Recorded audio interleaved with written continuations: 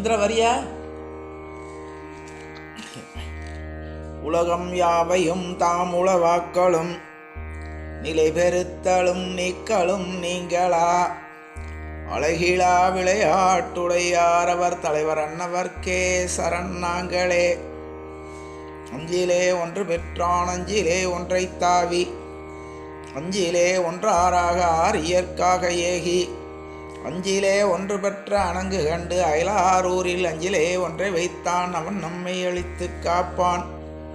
நன்மையும் செல்வமும் நாளும் நல்குமே தின்மையும் பாவமும் சிதைந்து தேயுமே ஜென்மமும் மரணமும் இன்றி தீருமே இம்மையே ராமவென்றிரண்டே எழுத்தினாள். நாடிய பொருள் கைகூடும் ஞானமும் புகழும் உண்டாம் விடியல் வலியதாக்கும் வேரி எங்கமலை நோக்கும் நீடிய அரக்கர் சேனை நீருபட்டு அழிய வாகை சூடிய சிலை ராமன் தோல்வழி கூறுவோர்க்கே தருகை நீண்ட தயரதன் தான் தரும் இருகை வேளத்து ராகவன் தன்கதை திருகை வேளை தரமிசை செப்பிட குறுகை நாதன் குறைகள் காப்பதே. வான் நின்று இழிந்து வரம்பிகந்த மாபூதத்தின் வைப்பு எங்கும் ஊனும் உயிரும் உணரும் போல் உள்ளும் புறத்தும் உளனென்ப கூணும் சிறிய கோத்தாயும் கொடுமை இழைப்ப கோல் துறந்து காணும் கடலும் கடந்து இமை கோரிடுக்கந்தீர்த்த கடல்வேந்தன் மும்மைசால் உலகுக்கெல்லாம் மூல மந்திரத்தை முற்றும் தம்மையே தமக்கு நல்கும் தனிப்பெரும் பதத்தை தாமே இம்மையே எழுமை நோய்க்கும் அருந்துமாம் ராமன் என்னும் செம்மை சேர் ராமும் தன்னை கண்களிலே தெரிய கண்டான். ஸ்ரீராம ராம ராமே தீரமே ராமே மனோரமே சகசிரநாம தத்துல்யம் ராமநாம வராணனே ராமநாம வராணன ஓம் நமீதி. எல்லோருக்கும் என்னுடைய பணிவான வணக்கங்கள். பட்டத்தை ஏற்றுக்கணும், நீ ராஜா பொறுப்பு ஏற்றுக்கணும் அப்படின்னார். இப்போ பரதனுக்கு வந்தது கோபம்.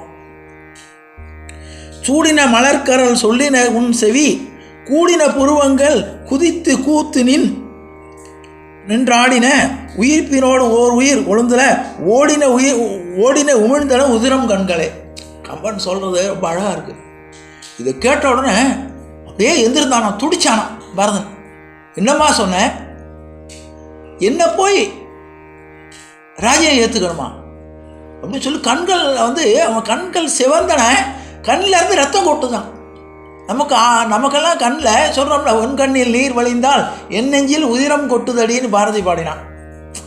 பாரதி மனைவியை பார்த்து பாடினான், உன் கண்ணில் நீர் வழிந்தால் என் நெஞ்சில் உதிரம் கொட்டுதடி. நீ ஒரு சொட்டு கண்ணீர் விட்டேன்னா என்னுடைய நெஞ்சில் இருந்து ரத்தம் வருதுன்னு பாரதி பாடினான். இந்த இடத்துல அதுக்கு உதாரணமாக கம்பன் சொல்கிறான், பரதன் ஏற்கனவே கண்ணீர் விட்டு அழுதுட்டான் அப்பா இறந்துட்டார்னு உடனே. இப்போ அண்ணன் காட்டுக்கு போயிட்டாருங்கிறத கேட்ட உடனே அவனுக்கு கண்ணெல்லாம் சிவந்தது. இதுக்கு காரணம் யார், விதியா அல்லது எதிர்நாட்டு சதியான்னு நினச்சிருந்தப்ப நான் தான் அதுக்கு காரணம்னா. 2 வரத்தை வாங்கி ஒரு வரத்தினால் நான் ராமனை காட்டுக்கு அனுப்பிட்டேன், இன்னொரு வரத்தினால உன்னுடைய தகப்பனாரை மேல்நாட்டுக்கு அனுப்பிட்டேன்ட்டான். இதை கேட்ட உடனே கோபம் வந்தது.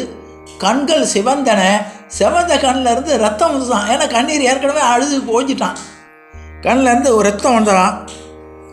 இப்போ கடைசியாக இந்த வார்த்தை சொல்கிறான். இது அதான் நான் ஏற்கனவே சொல்லும்போது சொல்லியிருக்கேன். தாயால் கைவிடப்பட்ட பிள்ளை உண்டு, பிள்ளையால் கைவிடப்பட்ட தாய் உண்டு, தகப்பனால் கைவிடப்பட்ட பிள்ளை உண்டு, பிள்ளையால் கைவிடப்பட்ட தகப்பன் உண்டு, மனைவியால் கைவிடப்பட்ட கணவன் உண்டு, கணவனால் கைவிடப்பட்ட மனைவி உண்டு. இது எல்லாமே கதையில் இருக்குது, உண்மையிலையும் இருக்குது. ஆனால் கடவுளால் கைவிடப்பட்டவன்கிறவ யாருமே கிடையாது. அதான் கடவுளை நம்பினார் கைவிடப்படார்னு பழமொழி. அது தெய்வத்தை நம்பினவர்கள் எந்த காலத்துலேயும் அவர்கள் என்ன கால தாமதம் ஆகிருக்குமே தவிர அவர்களுடைய நோக்கம் நிறைவேறாமல் இருக்காது. இப்போ அழகாக கோபம் வருது. நோயீர் அல்லீர் இன்னும் கணவரை தன் உயிர் உண்டீர், பேயீர் இன்னும் இருக்க கடுவீரே, வாயீர் மாயா வன்பிழி தீர்த்தீர் முளை தந்தீர், தாயீரே நீர் இன்னும் எனக்கு என்ன தருவீரே. ஐயோ, உண்மையிலே பரதனும் கைகேயும் பேசுறது, குந்தியும் கர்ணனும் பேசுகிறத கேட்டால் நமக்கு தாய்மை மேலேயும் வெறுப்பு வந்துடும். ராமாயணத்துலேயும் மகாபாரதத்துலேயும் பரதன் கைகையிட்ட பேசுகிறத கேட்டாலோ அல்லது கர்ணன் குந்திகிட்ட பேசுகிறத சம்பாவனைகளை கேட்டோன்னா நமக்கு தாய்ங்கிற மேலே உள்ள பற்றே போயிடும். அழகாக கேட்குறான், நோயீர் அல்லீர். அம்மா உன்னை நோயின்னு சொல்லலான்னு நினச்சேன், நோய் இல்லை, நோயோடு உன்னை ஒப்பிட்டா நோயீர் அல்லீர். ஏன்னா நோய் என்ன பண்ணுன்னா, ஒரு மனுஷனுக்கு நோய் வந்து உயிரை எடுத்துரும். ஆனால் அந்த உயிர் போயிடுத்துனா அந்த நோய் என்ன ஆகிடும், நோயும் அதோடு போயிடும். ஒருத்தனுக்கு கேன்சர் வந்தது, கேன்சர் வந்து செத்து போயிட்டான்னா, செத்ததுக்கப்புறம் உடம்புல டெஸ்ட் பண்ணால் கேன்சர் இருக்காது. ஏன்னா அதனுடைய வேலை உயிரை எடுக்கிறதோட சரி. உயிரை எடுத்துருத்துனா அந்த கிருமியெல்லாம் அதுவும் அழிஞ்சிடும். நோயீர் அல்லீர். நோய்னா என்ன பண்ணும், அது போன உடனே போயிடும். நீ எங்கள் அப்பாவுக்கு நோயின்னு நினச்சேன், ஆனால் நோயாக வந்து பிடிக்கல. ஆனால் அவன் சொல்லும்போது அதான் சொன்னான், உன்னுடைய கையை பிடிக்கும் போது நான் சந்தோஷப்பட்டேன், இப்போ நான் உன்னுடைய கையை பிடிக்கல, யமனுடைய கையை பிடிச்சேன்னா தசரதன். நான் எனக்கு தெரியாமல் போயிடுது, அப்போ நான் சந்தோஷமாக உன்னை திருமண கோலத்தில் உன்னை கைப்பிடித்து உன்னை தீவனம் வரும்போது நான் அப்போ நினச்சி கொண்டு இருந்தேன் என்னுடைய வாழ்க்கை துணையாக உன்னை பிடிச்சேன்னு.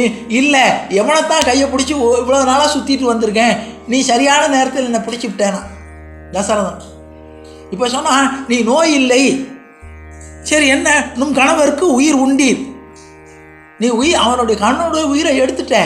நோயாக இருந்ததுன்னா உயிர் எடுத்த உடனே அதுவும் போயிருக்கும், நீ இன்னும் உயிரோடு இருக்க, அதனால் நீ நோய் இல்லை. பேயீர் இன்னும் இருக்கப்படுவீரே. பேய் தான் என்ன பண்ணும், ஒரு ஆளை அடித்து கொண்டுட்டு அடுத்த உயிருக்காக காத்துன்னு இருக்கும். நீ இப்போ யாருக்காக காத்துன்னு இருக்க? இந்த வார்த்தையை சம்பூர்ண ராமாயணத்தில் இது அப்படியே சிவாஜி கணேசன் சொல்லுவான், நீ தாய் இல்லை பேய் அப்படிமா. இதை பார்த்துட்டு தான் ராஜாஜி சொன்னார், சிவாஜி கணேசனை கட்டி பிடிச்சிட்டு, நான் உன்னை பரதனையே பார்த்தேன். பரதன் சொன்ன அந்த வார்த்தையை கம்பராமாயணத்துலேயும் வால்மீகி ராமாயணத்திலையும் பரதன் சொன்ன அந்த வார்த்தையை எவ்வளோ உணர்ச்சிகரமாக சொன்ன நீ அப்படின்னு.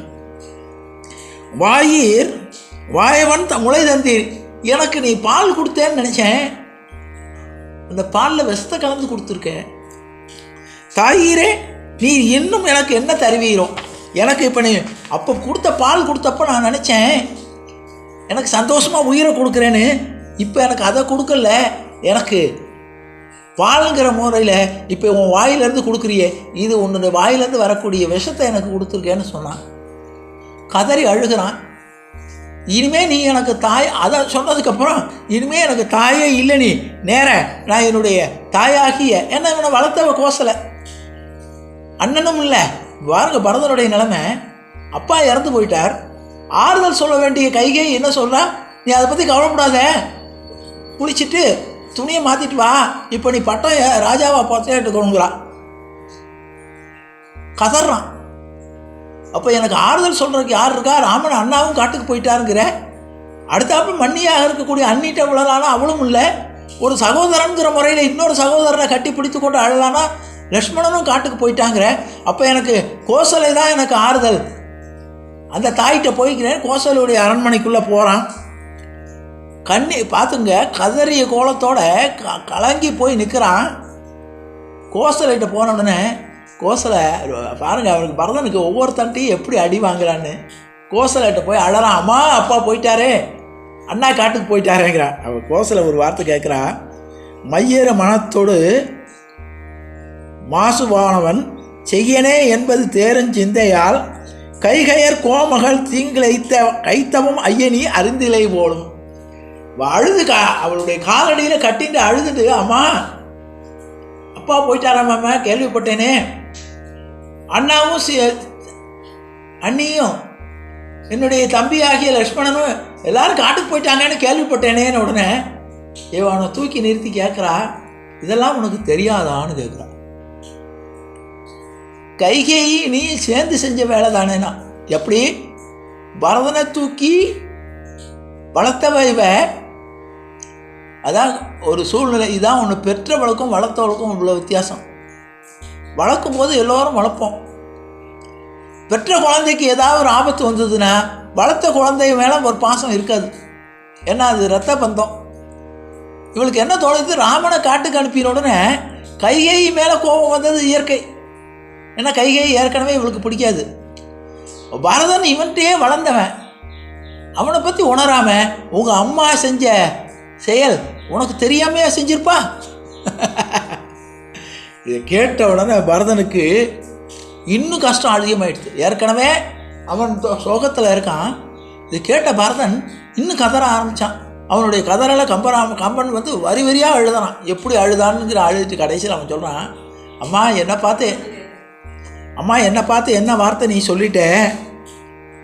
அப்போ வரிசையாக சொல்கிறான், நீங்கள் சொல்கிறது உண்மையாக இருந்தால், எனக்கு அந்த விஷயம் தெரியும்னு நீங்கள் நம்புறது உண்மையாக இருந்தால், நான் அவன் 28 நரகத்தை சொல்கிறான், எந்தெந்த நரகத்துக்கு போவேன்னு. அரங்கெட முயன்றவன் அருளில் நெஞ்சினான், பிறன்கடை நின்றவன் பிறரை சீறினோன், மரங்கொடு மண்ணுயிர் கொன்று வாழ்ந்தவன் துறந்தவர்க்கு அருந்துயரம் சூழ்ந்துளோன், குறவரை மகளிரை வாளில் கொன்றுளோன், புறவலர் தம்மோடு அமரில் புக்குடன் விரவல் வரிசிலை விரிக்க வேண்டுமோர் இருவலர் அருந்தி எய்தி, தாய் பசி உழந்துயர் தைரத்தான் தனிப்பெரும் பாய்வரும் வாழினை தளிக்கும் பாவியும் நாயகன் படம்பட நடந்தனும் நன்னும் அத்தீயரி நரகத்து கெய்குவன் யான், பொய்க்கு அறி கூறினோன் போருக்கஞ்சினோன் கைக்குளம் கடைக்கலன் கசிந்து வந்தினன், எய்த்திடத்தில் செய்தோன் என்றுமையும் மொய்க்கூடு நரகிடை விரவின் வீழ்கையான். நல்லா இதெல்லாம் ராமாயணத்திலேருந்து தெரிஞ்சிக்க வேண்டிய என்னென்ன வகையான பாவங்கள்னு வரிசையாக சொல்கிறான். 28 வகையான பாவங்களை சொல்கிறான். முதல் பாவம், அரங்கெட முயன்றவன், தர்மத்துக்கு எதிரான செயல்களை செய்பவன். அருள் நெஞ்சீனன், ஒருத்தன் கஷ்டப்படுறவனை பார்க்கும்போது இறக்கப்படாதவன், இறக்கப்பட்டு உதவி பண்ணணும். அதான் வாடிய பயிரை கண்ட போதெல்லாம் வாடினேன்னு வள்ளலார் பாடினார். எவன் ஒருத்தன் மனசில் இறக்கம் இருக்கோ அவன் உயர்ந்தவன். அதை வள்ளுவன் அழகாக சொன்னான், மனத்துக்கண் மாசிலன் ஆதல் அனைத்தரம் ஆகுல நீரப்பிற. மனத்தில் எந்த வகையான குற்றம் இல்லாமல் இறக்க சுபாவத்தோடு ஒருத்தன் இருந்தானா வேறு தர்மமே பண்ண வேண்டானார் வள்ளுவன். மனத்துக்கள் மாசிலன் ஆதல் அனைத்து அரண் ஆகுல நீரப்பிற. மற்ற தர்மங்கள்லாம் பின்னால் தான். மனசில் ஒரு இறக்கம் இருக்கணும். அந்த இறக்கம் இல்லாதவனுக்கு கொடிய நரகம் உண்டு. அது ஒருத்தன் பசியாக இருக்கான், அவனை பார்த்தோன்னா நம்ம இறக்கப்படணும். ஒருத்தன் கஷ்டப்படுறான்னா பார்த்து இறக்கப்படணும். நீ உதவி செய்கிறியோனோ மனசுக்குள்ளே ஒரு வருத்தமாவது ஏற்படணும். அடுத்தது சொல்கிறான், பிறன் கடை நின்றவன், இன்னொருத்தன் மனைவியை விரும்புகிறவன். பிறரை சீறினோன், காரணம் இல்லாமல் ஒருத்தன் மேலே கோபப்படுறவன். மரங்கொடு மண்ணுயிர் கொன்று வாழ்ந்தவன், அதாவது ஒரு போர்க்களத்தில் ஒருத்தனை கொல்றது நியாயம். தேவையில்லாமல் ஒருத்தனை ஒரு வலியவனாக இருக்கக்கூடிய ஒருத்தர் எளியவனாக இருக்கக்கூடியவனை போய் சண்டை போட்டு கொல்றது, தேவையில்லாமல் பண்ணுறது அது. துறந்தர மாதவர்க்கு அருந்துயர் சூழ்ந்துடும், எல்லா வகையான ஆசைகளையும் விட்டுட்டு இருக்கக்கூடிய ரிஷிகளுக்கு கெடுதல் பண்ணுறவன். குறவரை மகளிரின் வாளினை கொன்றவன், பெண்களை கத்தியினால் குத்தி கொலை பண்ணுறவன். புறவலர் தம்மோடு அமருளில் புக்குடன் விரவர வெறிநிலை விழுங்க வேண்டுமோர் இருவலர் அறிந்து எழியான். போரில் ஒருத்தன் புறமுதுகிட்டு ஓடுறான், அவனே இவனோட சண்டை போட முடியாதுன்னு பயந்து ஓடுறான், அவனை கொல்றவன். தாய் பசி உழந்துயர் தளர தாய்தனில் பாய் பெறும் பால் வயிற்றளிக்கும் பாவியும், தன்னுடைய தாய் பட்டினி கிடக்கும்போது தான் அறுசுவை உணவு உண்டுவான். இந்த காலத்தில் இதெல்லாம் பாருங்கள், அந்த காலத்திலே சொல்லி வச்சுருவான். தாய் பட்னியோடு கிடக்கும்போது, அதாவது அம்மா அப்பாவை அனாத ஆசிரமத்தில் சேர்க்கக்கூடாதுங்கிறதுக்கு சொல்கிறான். தாய் பசித்திருக்கும் போது புள்ள சாப்பிடக்கூடாது. அதில் எப்படி சொன்னான்னா, தாய் பசித்திருக்கும் போது இவன் அம்மாவை வெளியே பட்டினி போட்டுட்டு இவன் உள்ள விருந்து நல்லா வயிறு நிறைய சாப்பிடக்கூடியவன். நாயகன் பட நடந்தனும் நன்னும் அத்தீயரி நரகத்துக்கு செல்கையான். வரிசையாக சொன்ன மாதிரி பொய் சாட்சி சொன்னவன், போருக்கு அஞ்சினோன், கைத்தொழும் காவலனை கறந்து நான், இப்படி ஒவ்வொரு மனைவியை ஏமாற்றிட்டு வேற ஒரு பெண்ணோட தொடர்பு கொள்வோன், கணவனை விட்டு வேறொரு வேறொரு ஆணோடு தொடர்பு கொள்வோல், இப்படி வரிசையாக 28 வகையான பாவங்களை சொல்லி, இந்த பாவங்களை எல்லாம் செய்த அவன் எப்படிப்பட்ட நரகத்துக்கு போவானோ அந்த நரகத்துக்கு நான் போக தயாராகிறேன். எனக்கு மனசறிந்து நான் என்னுடைய இந்த கைகேயுடைய தாயுடைய இது எனக்கு தெரிஞ்சிருந்து நான் செய்தேன் என்றால் நானும் அதுக்கு துணையாக இருந்தேன்னு நினச்சேனா, நீ நினச்சேனா, அப்படிப்பட்ட நரகத்துக்கு போகிறேன்னு சொன்ன உடனே கோசலை ஆடி போயிட்டான். ஆஹா, நம்ம பெரிய தப்பு பண்ணிட்டோமேனு. தூயவன் வாசகம் சொன்ன தோன்றலை தீய கானகம் திருவின் நீங்கி போயினான். வரகண்ட பொம்மலான் ஆய காதலால் அழுது புள்ளினாள். உடனே அவனை கட்டிக்கொண்டு, பரதா, நான் உன்னை தப்பாக நினச்சிட்டேன், நீ தூய்மையானவன், உனக்கு இந்த உலகத்தில் ஈடு இணை யாருமே இல்லை அப்படின்னு சொல்லி இவன் தன்னுடைய வருத்தத்தை தெரிவிக்கிறான். இந்த நேரத்தில் வசிஷ்டர் உள்ள வரார். வசிஷ்டர் வந்த உடனே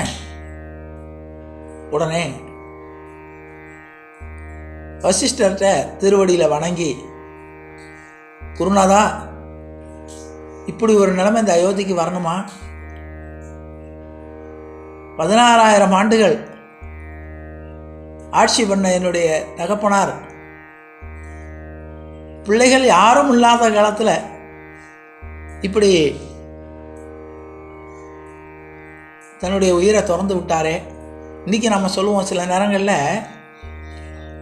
எல்லா தகப்பனுக்கும் தன்னுடைய பிள்ளை மரண தருவாயில் பக்கத்தில் இருப்பாங்கன்னு சொல்ல முடியாது இல்லையா? சில சந்தர்ப்பங்களில் நானே பல பேருக்கு அந்த மாதிரி துர்பாக்கியமான நிலைமையை நடந்தது பார்த்துருக்கேன். இப்போ அது சர்வசாதாரணமாக போயிடுது. ஏன்னா எல்லாருமே பிள்ளைகள்லாம் வெளிநாட்டில் வேலை பார்க்குறாங்க. அதனால் தகப்பனுக்கு இப்போயே தயாராகிட்டாங்க எல்லா தகப்பனுமே. ஏன்னா நம்ம பிள்ளை நமக்கு கொல்லி போடாது, நமக்கு கிடைக்காதுங்கிற நிலைமை வந்துருச்சு. ஆனால் ஒரு காலத்தில் ஒரு 10-20 வருஷத்துக்கு முன்னால்னா ஒரு பிள்ளைக்கு ஒரு பாக்கியம் என்னென்னா, தகப்பன் உயிர் துறக்கும் போது பக்கத்தில் இருந்து பணிவிடை செய்கிறது பிள்ளைக்கு பாக்கியம். தகப்பனுக்கு பாக்கியம் என்னென்னா, உயிர் பிரியும் போது தன்னுடைய பிள்ளை அருகிலே இருக்கக்கூடிய, இது ஒவ்வொரு தகப்பனுக்கும் உள்ள ஆசை. நம்ம பிள்ளை ஏன்னா அதுக்காக தானே பிள்ளையை பெறுறது. மற்ற சாப்பாடு எல்லா இடத்துலையும் கிடைக்கணும். யாரும் எல்லா கர்மாக்களையும் இன்னொருத்தரால் செய்ய முடியும். பசிக்குதா, வேறு ஒருத்தன் சாப்பாடு போட்ட முடியும். அனாதை ஆசிரமத்தில் நம்ம வீட்டை விட நல்லா சாப்பாடு போடுறாங்க, பராமரிக்கவும் செய்கிறாங்க. ஆனால் என்னதான் இருந்தாலும் தன்னுடைய பிள்ளை கையினால் சாகக்கூடிய தருவாயில் பிள்ளை பணிவிட செய்கிறது தகப்பன் கொடுத்து வச்சுருக்கணும்.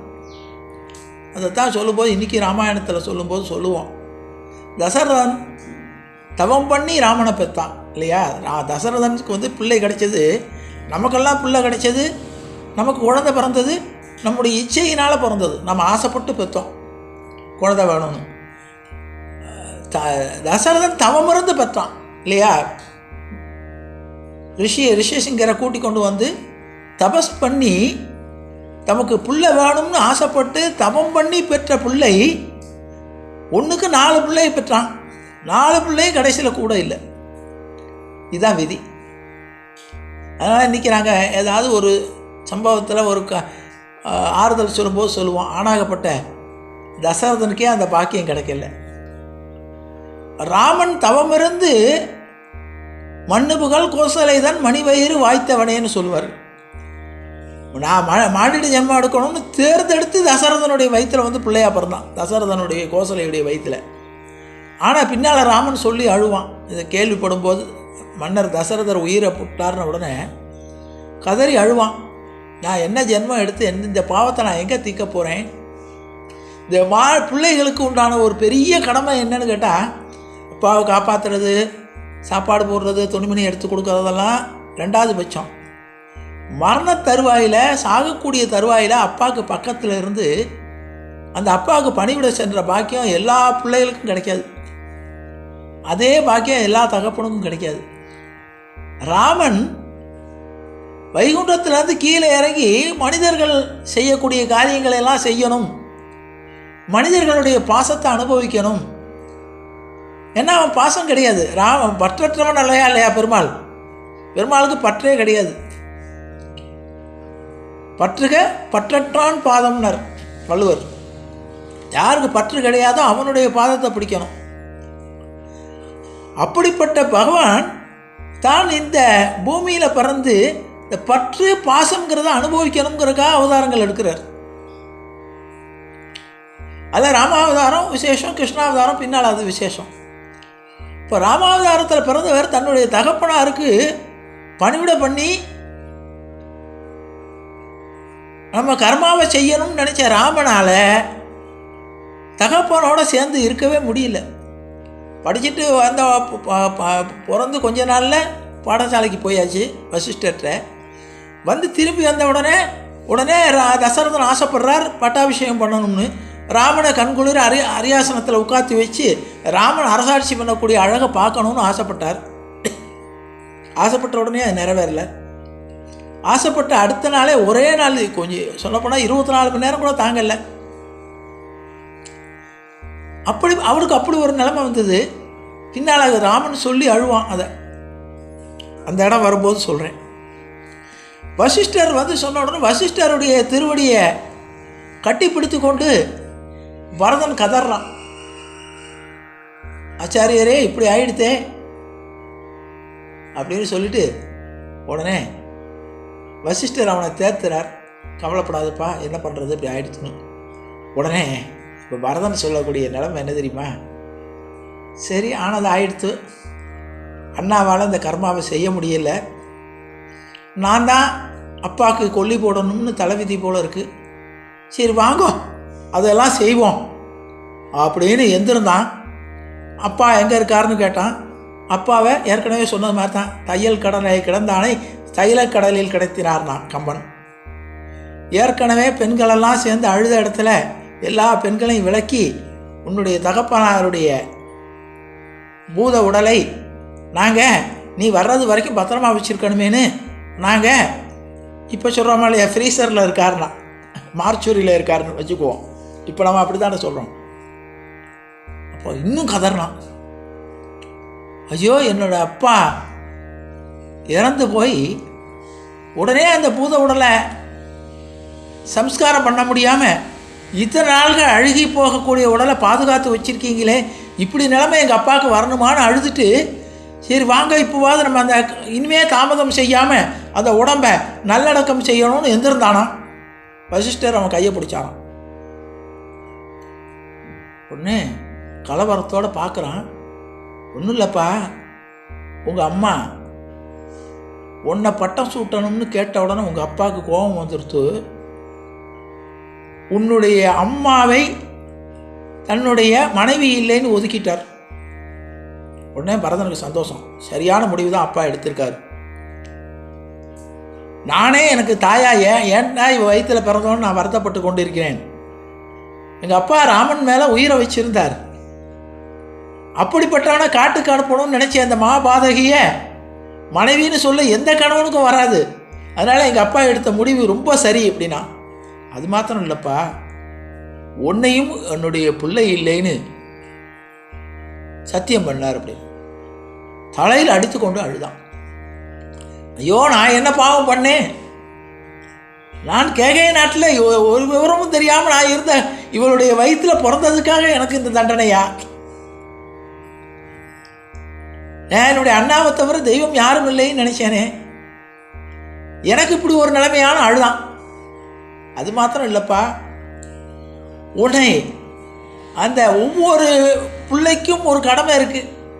என்னென்னு தான் தன்னுடைய தகப்பன் தாய் கடைசி காலத்தை செய்யக்கூடிய உரிமை உண்டு. கடமையை விட அது உரிமைன்னு சொல்கிறான் கம்பன். அவனும் உனக்கு அந்த உரிமை கிடையாதுன்னு தசரதன் சத்திய பிரமாணம் பண்ணார்னர். ஏன் முன்னால் எந்த காரணத்தை முன்னிட்டும் கைகேயி என்னுடைய மனைவிங்கிற உரிமை அவளுக்கும் கிடையாது, அவளுடைய வயிற்றிலே பிறந்த பரதனுக்கு எந்த உரிமையும் கிடையாது தகப்பன்னு என்னை கொண்டாடுவதற்கு அப்படின்னு சொன்னான். இதை கேட்டால் ஒரு பிள்ளைக்கு எப்படி இருக்கும்? ஒரு பாவமும் அறியாத பிள்ளை கதர்னான். ஐயோ, இந்த பாவியுடைய வயிற்றில் பிறந்ததுனால தாயை நான் வேண்டான்னு நான் திறந்து விட்டேன், தகப்பன் என்ன வேண்டான்னு திறந்துட்டானே, இந்த மகா பாவி என்ன பாவம் பண்ணேன் அப்படின்னு. உடனே இப்போ என்ன பண்ணுறதுன்னு கேட்டான். இப்போ சத்ருகன் ஒருத்தன் தான் இருக்கான். அதனால் சத்ருகணனை வைத்து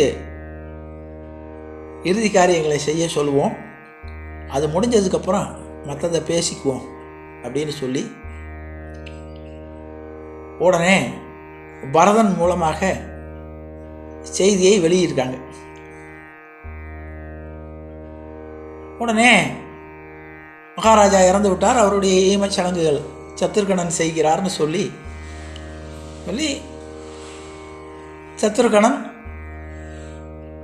தசரதனுடைய இறுதி காரியங்களை செய்கிறார்.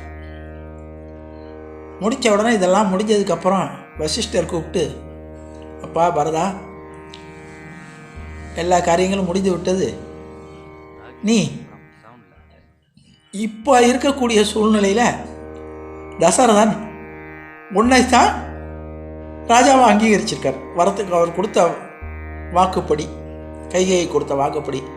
அதனால் உன்னுடைய உடையை மாற்றிக்கொண்டு நீ உடனே வந்து, ராஜா இல்லாத இந்த நாடு ரொம்ப ஆபத்தான சூழ்நிலையில் இருக்கும், அதனால் நீ உடனே அந்த ராமனுக்காக தயார் பண்ணி வச்சிருந்த அந்த உடைகளை அணிந்து கொண்டு சிம்மாசனத்தில் உட்கார்ந்து கொண்டு நீ அரசனாக இருந்து ஜனங்களெல்லாம் பராமரிக்கணும் அப்படின்னு பரதன் கதறான்.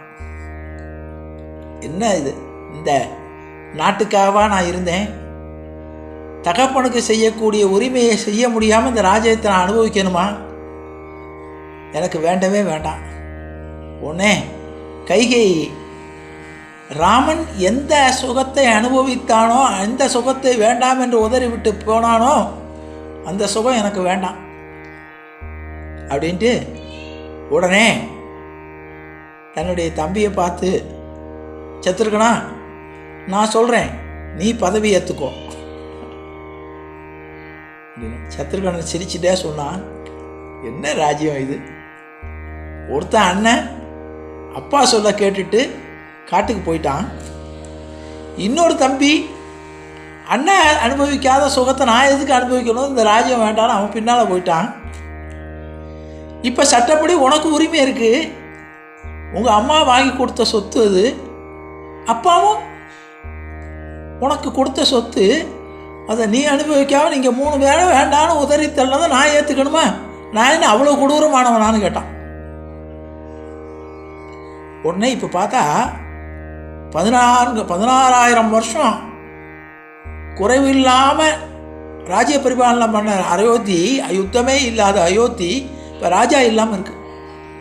உடனே பரதன் அந்த அண்ணாவுக்கு எடுத்துக்கொண்ட மர உரி எங்கேனா அதே மாடலில் இருந்தது, அதை எடுத்து தான் உறுத்தி கொண்டான்.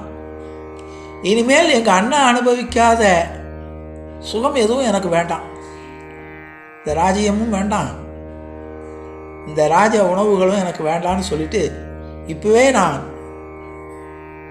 அண்ணா எங்கேனார் சுமந்திரன் சொல்கிறார், நான் சிருங்கி பேரம்ங்கிற இடத்துல விட்டுட்டு வந்தேன், அந்த இடத்துல இருந்து தான் நாங்கள் திரும்ப ராஜா திரும்பிட்டாராக்குன்னு நினச்சி நாங்கள் திரும்பி வந்தோம், அதுக்கப்புறம் அவர் எங்கே போனாருன்னு தெரியாதுன்னா. உடனே வசிஷ்டரை கூப்பிட்டு கொண்டான், 3 தாயர்களையும் தேரில் ஏற்றி கொண்டான், சுமந்திரனையும் அழைத்து கொண்டான். நாம் எல்லாரும் என்னுடைய அண்ணாவாகிய ராமச்சந்திரமூர்த்தியை பார்த்து அவருடைய திருவடியில் வணங்கி, இப்போ நம்முடைய தகப்பனார் இறந்து போயிட்டார், இப்போ இருக்கக்கூடிய சூழ்நிலையில் ஒருத்தன் செத்து போயிட்டா அவனுடைய வாக்கு வேண்டியதில்லை, இப்போவும் சொல்கிறோமா இல்லையா, ஒருத்தர் இறந்து போயிட்டா அவர் மேலே உள்ள கேஸெல்லாம் கேன்சல் பண்ணிவிடுவோம். அதனால் அவர் கொடுத்த வாக்கு இனிமேல் நிறைவேற்றணுங்கிற அவசியம் இல்லை, ஏன்னா உயிரோடு இருந்தால் தானே வாக்கை நிறைவேற்றியாச்சு. அதனால் அதை சொல்லி அந்த ஆர்டர் கேன்சல்டு அப்படின்னு சொல்லிவிட்டு அவரை கூட்டி கொண்டு வந்துடுவோம், அண்ணா ராஜ்யம் ஆளட்டும். அதனால் நம்ம எல்லாரும் அண்ணாவும் மனசு திருத்திடுவார். அதனால் கைகையும் கூப்பிட்டுக்குவோம், அவள் நடந்த தவற சொல்லி எல்லாருமே சேர்ந்து சமாதானம் பண்ணி அண்ணாவை திரும்ப கூட்டி கொண்டு வந்துடுவோம்னு படைகளோடு ராமநாமத்தை சொல்லிக்கொண்டு அந்த சிருங்கி பேரம்ங்கிற இடத்தை நோக்கி எல்லோரும் செல்கிறார்கள் என்ற அளவோடு நிறைவு செய்து அடுத்த வாரம் தொடர்வோம் என்று கூறி நிறைவு செய்கிறேன். ஜானகி காந்த ஸ்மரணே ஜெய ஜெய ராம ராம். சத்குரு மகாராஜ் கி ஜெய. ஆஞ்சநேய மூர்த்தி கி ஜெய. அறியாத பிள்ளைகளோ அன்பினால் உந்தன்னை சிறுவேரழைத்தனம் சீரி அருளாத இறைவா நீதாராய் பறையலோரம்பாவாய் வெற்றைக்கும் ஏழேல் விரைவிக்கும் முந்தன்னோடு உற்றோமே ஆவோம். உனக்கே நாம் ஆட்செய்வோம். மற்ற நம் காமங்கள் மாற்றேலோ ரொம்பாவாய் செங்கன் திருமுகத்து செல்வர் திருமாலால் எங்கும் திருவருள் பெற்று இன்புருவ ரொம்பாவாய். ஹரே ராம ராம ராம ஹரே ஹரே ஹரே கிருஷ்ண கிருஷ்ண கிருஷ்ண ஹரே ஹரே. கோவிந்த நாம சங்கீர்த்தனம் கோவிந்தா ஹரி கோவிந்தா. எல்லோருக்கும் நன்றி.